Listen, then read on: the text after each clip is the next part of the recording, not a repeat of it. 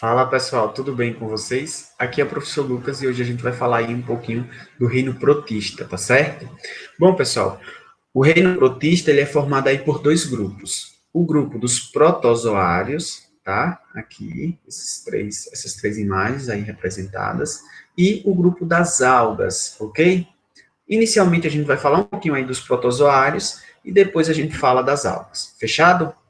Bom, meus queridos, os protozoários, em classificações anteriores, eles foram incluídos aí no reino animal. Então, eles foram considerados aí inicialmente como animais. Então, o termo protozoário significa primeiro animal, tá? Mas hoje a gente sabe que protozoários não são considerados animais, porque apresentam características próprias aí que em algum momento diferem dos animais, tá certo? Bom, como características dos protozoários são eucariontes, ou seja, apresentam célula eucariótica, são unicelulares, ou seja, formados por uma única célula, e são heterotróficos, né? Ou seja, necessitam de outros organismos para se nutrirem, né? Para obter o alimento. Então, eles podem obter esse alimento aí por ingestão ou por absorção, tá? Gente, os protozoários, eles podem ser de vida livre ou podem viver aí como parasitas ou mutualistas de outros organismos como animais, tá bom? Os de vida livre, de forma geral, eles são encontrados no ambiente aquático, então, em ambiente de água doce, no mar, ou também em ambientes úmidos, tá? Em solos úmidos. Fechado? Aqui eu trago um exemplo para vocês da vorticela. Então, aqui a gente tem alguns protozoários, tá? Isso aqui, gente, é um único protozoário, tá? É unicelular, que já é outro protozoário, ok? Então, aqui a gente tem um exemplo. Bom, pessoal, de acordo com a estrutura que os protozoários utilizam para a sua alimentação, captura de alimento ou deslocamento, eles são classificados em 4 grupos, tá certo? O grupo dos ameboides, representado aqui pela ameba, que vai ter aí como estrutura de deslocamento os pseudópodes, tá? Também chamados de risópodes. Os flagelados são os ciliados, que vão apresentar os cílios aí para sua locomoção. Aqui eu trago o paramécio como exemplo. E a gente vai ter também os esporozoários, que não apresentam estrutura para locomoção, captura de alimento, tá bom? Aqui eu trouxe como exemplo o plasmódio, tá? Eu não citei aqui, mas o exemplo dos flagelados eu trouxe aqui o tricomonas vaginalis, tá certo? Gente, eu acho importante já aproveitar e fazer uma diferenciação aqui entre cílios e flagelos. A gente sabe, né, que os flagelos, eles são filamentos grandes, tá? São filamentos maiores e que eles normalmente se aparecem, né, nos organismos em pouca quantidade. Já os cílios, em comparação aos flagelos, normalmente eles aparecem em grande quantidade e eles são bem menores. Fechado? A gente já viu essa diferenciação em aulas anteriores. Agora a gente fala individualmente de cada um desses grupos. Bom, os protozoários ameboides, pessoal, eles já foram chamados de sarcundíneos, então vocês podem ver aí na bibliografia esse termo para esse grupo, tá? E eles, como eu já disse, se deslocam e capturam os alimentos através dos pseudópodes. Então, aqui a gente tem a estrutura do pseudópode, ó, são esses prolongamentos que vão surgindo aí, né, na célula do protozoário, tá certo? Então, esses pseudópodes aí, esses prolongamentos, eles vão crescendo ou diminuindo, conforme o protozoário queira se locomover ou capturar um alimento.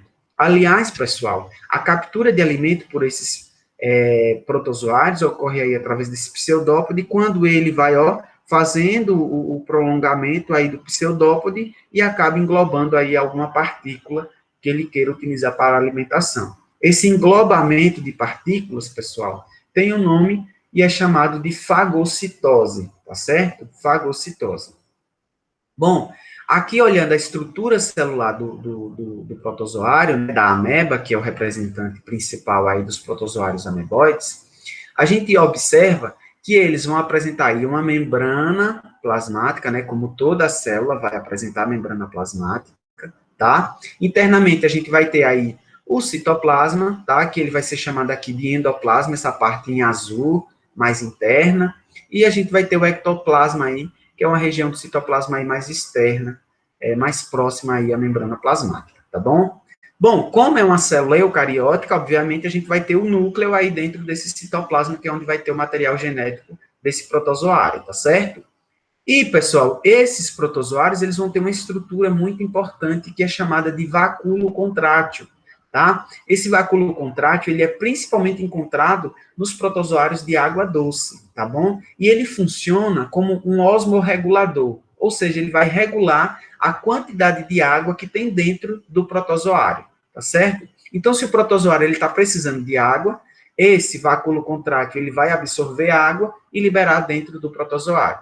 Se esse protozoário ele estiver muito cheio de água, esse vacúolo contrátil ele vai retirar parte dessa água para fora do protozoário, tá certo? Então, vacúolo contrátil é uma estrutura muito importante nos protozoários, principalmente de água doce. Além disso, né, esses protozoários, eles também vão ter aí alguns vacúolos alimentares, que vão ter enzimas, para digerir as partículas que forem englobadas aí pelos pseudópodes. Fechado, né? Tranquilo demais. Bom, além das amebas, nós vamos ter outros representantes importantes aí nos protozoários amebóides, que são os heliozoários, tá? Heliozoários são protozoários de água doce e que eles apresentam aí, ó, longos e finos pseudópodes, tá certo? A gente tem também os radiolários, pessoal, que são representantes marinhos, tá? Então, são protozoários marinhos, e eles vão ter aí, gente, ó, essa estrutura, essa carapaça aí de sílica, tá? É uma carapaça aí de sílica, e nesses buracos, nesses orifícios, é por onde saem os longos e finos pseudópodes. Já é mais difícil de visualizar, tá bom? No microscópio também. Então, a gente não consegue visualizar aqui na imagem.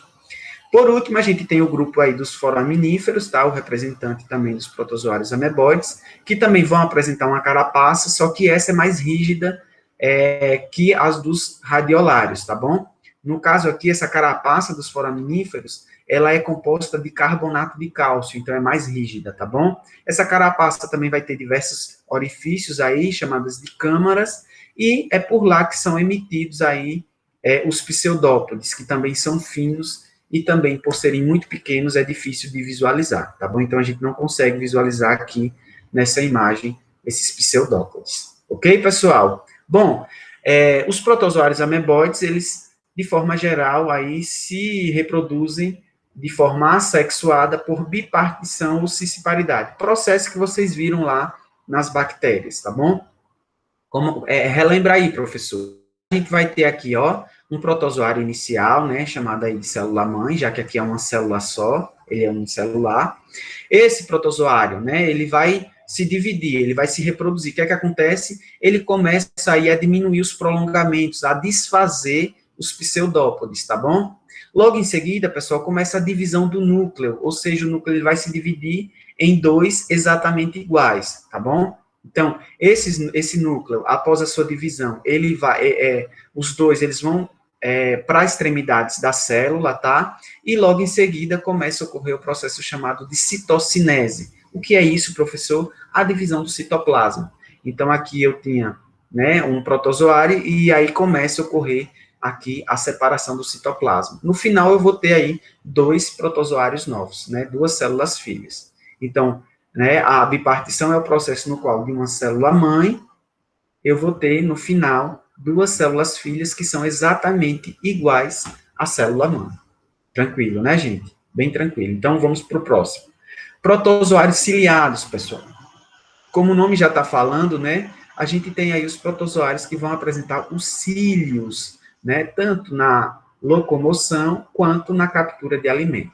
Tá certo? Esses cílios aí, essa movimentação dos cílios, né, faz com que ele se desloque e também, né, ele levante aí partículas alimentares para esses protozoários. Então, o movimento dessas partículas aí faz com que o protozoário consiga aí capturar essas partículas aí de alimento, tá bom? É importante dizer, gente, que esse protozoário, esse grupo de protozoários, vão apresentar estrutura específica, uma região específica, melhor dizendo, aí que funciona como se fosse a boca aí, né, dos animais, tá? É chamada de citóstoma, tá bom? Então, é como se fosse a boca da célula. Então, é uma região aqui, específica do protozoário, no qual vai ter aí a entrada de alimento, tá bom? Das partículas alimentares.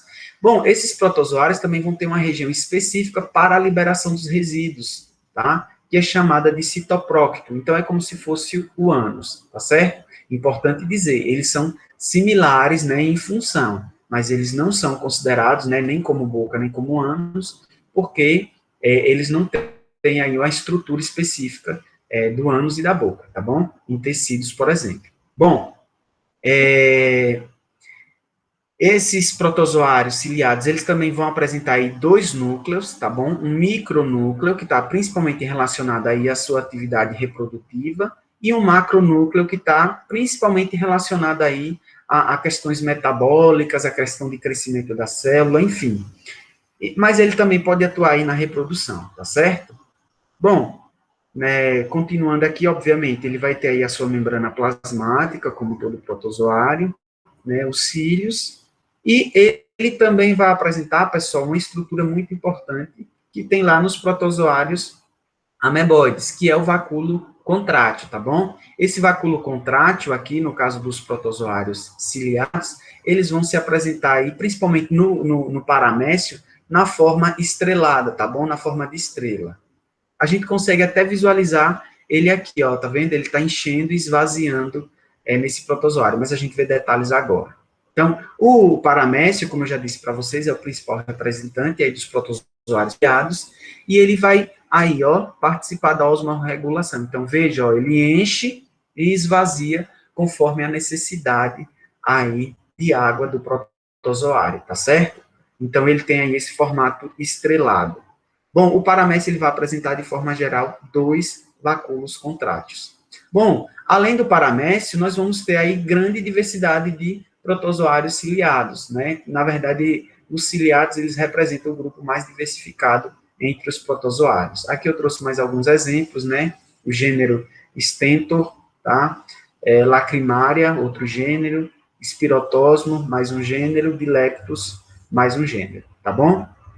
Bom, vamos falar agora da reprodução desses ciliados, né? Os ciliados, pessoal, eles podem se reproduzir tanto de forma assexuada, naquele mesmo processo da ameba que a gente viu anteriormente, né, divisão binária, de um protozoário inicial, eu vou ter no final aí a divisão dele em dois, tá certo? E a gente vai ter aí também a reprodução sexuada, tá? Que é chamada de conjugação. Alguns autores, meus queridos, é importante dizer, podem não considerar essa conjugação como forma sexuada, tá bom? Então, se vocês encontrarem aí na bibliografia isso, pode acontecer, tá certo? Como é que ocorre essa conjugação, professor? A gente já falou de conjugação lá em bactérias, tá certo? Inclusive, lá a gente não considerou como forma sexuada, tá bom? Bom, no caso, a conjugação aqui entre os protozoários, inicialmente é necessário aí o encontro de dois protozoários, tá? Então, esses protozoários, eles ficam emparelhados, vamos dizer assim, abraçados, ali muito próximos uns aos outros, e aí ocorre o primeiro processo aí para essa conjugação, que é a divisão por meiose, um processo de divisão celular, aí dos micronúcleos, tá bom? Então, a gente está visualizando aqui, ó, o macronúcleo e os micronúcleos. Então, o macronúcleo está lá numa extremidade e os micros em outra, tá? Esses micronúcleos aqui vão sofrer uma meiose e, como resultado, em cada um deles, teremos 4 núcleos haploides, tá certo? Bom, após essa divisão aí, resultando em 4, ocorre aí uma degeneração de 3 dos 4 micronúcleos aí originados por meiose. Então, de 4, no final aí, com essa degeneração, eu vou ter um só, tá certo? Um micronúcleo só. Após isso, pessoal, ocorre um outro tipo de divisão celular que é chamada de mitose. É uma divisão mais simples que a meiose. Então, de um micronúcleo vai se originar outro exatamente igual, tá certo? Então, é uma divisão mais simples. Veja, a meiose originou de 1, 4, e a mitose de 1 originou somente 2, ok? Então, aí eu vou ter em cada um dos protozoários 2 micronúcleos. Nesse momento, pessoal, ocorre a formação aí da ponte citoplasmática, tá certo? Ocorre aí, então, uma abertura entre os dois protozoários, uma ligação entre os dois. Essa ligação, essa ponte citoplasmática, faz com que ocorra aí a transferência, a troca de micronúcleos entre os dois protozoários. Então, veja, aqui eu trouxe, né, como exemplo, um protozoário que tinha 2 micronúcleos vermelhos, e aqui eu tinha um protozoário com 2 micronúcleos verdes. Eu não sei se vocês conseguem visualizar bem aí, tá bom? Mas tá assim colorido. Com essa ponte citoplasmática, um vermelho vai para esse protozoário e um verde vai para o outro, ok? Então, aí a gente vai ter cada um dos protozoários trocando material genético, tá certo? Bom, quando ocorre essa troca, os protozoários, pessoal, eles se separam, tá certo? Eles se separam, já fez a troca, tá tudo certo. Então, eles não precisam mais ficar unidos. Então, eles se separam e aí ocorre que os micronúcleos, eles se fundem, né? Eles eram haploides, eles se fundem e agora vão ser diploides, ok? Vai ter a mistura aí do material genético dos dois protozoários. Pessoal, os autores que consideram aí esse tipo de reprodução como sexuada, eles consideram justamente por conta desse momento aí que ocorre a mistura de material genético, tá certo, gente? A troca de material genético, ok? Então, aí, nesse caso, agora a gente vai ter os dois protozoários com um micronúcleo, né, de material genético misturado, e aí começa a ocorrer um outro processo, que é aí a degeneração dos macronúcleos. Então, os macronúcleos, eles deixam de existir, tá certo? E esses micronúcleos aqui, que são diploides, tá? Eles são diploides, eles vão sofrer uma mitose, certo? Então, eles vão se dividir de novo, aí pelo aquele processo de mitose, e vão originar 2 micronúcleos em cada um dos protozoários. Um desses micronúcleos, pessoal, ele vai se transformar no macronúcleo aí do protozoário. Então, na conjugação, eu tenho aí 2 protozoários inicialmente, e no final eu tenho 2 também. A diferença é que agora esses protozoários resultantes aí desse processo de reprodução, eles têm material genético diferente dos protozoários iniciais, ok? Por isso aí, muitos autores consideram como reprodução sexuada. E outros só como um mecanismo de variabilidade genética. Fechado, gente? Tranquilo? Então, vamos aí falar dos protozoários flagelados. Os flagelados, como o nome já está falando, né, são aqueles que apresentam os flagelos na captura e no deslocamento, aí, na captura de alimento e no deslocamento deles. Fechado? Bom, os flagelados são, na maioria, de vida livre e vivem no ambiente aquático, mas nós temos aí alguns parasitas que podem causar doenças e temos os mutualistas que vivem aí em comunhão com outros organismos, tá? Então, não fazem malefícios, um ajuda o outro. Esses protozoários flagelados, eles se reproduzem aí de forma assexuada, também por bipartição, tá? Como a gente já viu nos outros protozoários, só que essa bipartição é de forma longitudinal. Então, anteriormente, a gente viu transversal, né? Ele se dividia aqui no meio, ó, nesse sentido, horizontal. Agora, a gente vê aí longitudinal, ou seja, de cima para baixo, tá? Horizontal, tá certo? Então, a mesma coisa, a gente tem um protozoário inicial, né, que vai se dividir e originar 2 exatamente iguais ao protozoário inicial. Tranquilo, né? Vamos lá. Então, por último, a gente vai falar aí agora dos esporozoários, tá? Que são os protozoários que não apresentam estruturas especializadas nem para locomoção, nem para captura de alimento, tá? Então, esses protozoários aí, eles, na verdade, eles são parasitas de tecidos animais, certo? E eles vão aí absorver os nutrientes, né, o alimento, diretamente do organismo que está parasitando. Fechado? Bom, pessoal, esses protozoários, eles se reproduzem de forma assexuada por um processo chamado de esquizogonia, tá? Que vai ter como final aí a produção dos merozóitos, tá? Como é que isso ocorre, professor? O que é a esquizogonia? Bom, inicialmente nós vamos ter aí o esporozoário, tá? O protozoário, aqui a célula do protozoário, que tem um núcleo, e esse núcleo, ele começa a se dividir por mitose. Então, esse núcleo, ele vai se dividir várias vezes, originando aí vários núcleos dentro da mesma célula. Então, aqui a gente vai ter uma célula multinucleada, né, cheia de núcleos, com muitos núcleos.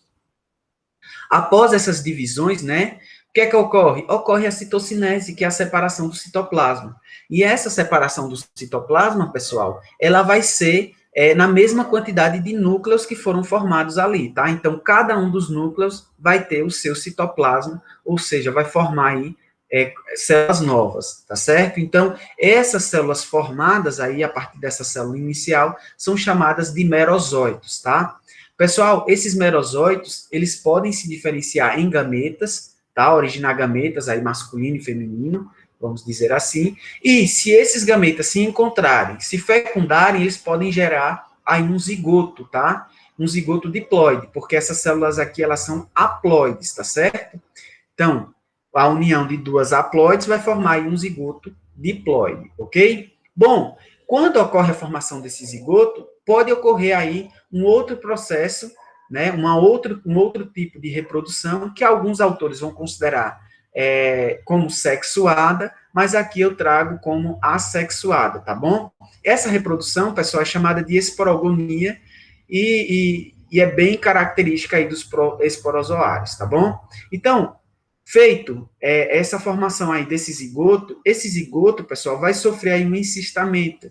É como se fosse a criação de uma casca de proteção para esse zigoto, certo? E aí a gente vai ter aí o cisto, né? Então, o cisto nada mais é, né, do que essa casca aí que vai proteger o zigoto que é 2N. Bom, esse zigoto, pessoal, ele vai sofrer aí uma meiose, tá? Que é aquele processo de divisão celular mais complexa que eu já comentei, e como final, né, como resultado de um zigoto 2N, eu vou ter aí 4 esporozóitos, tá? 4 estruturas aí chamadas de esporozóitos. Então, ó, de uma originou 4 esporozóitos.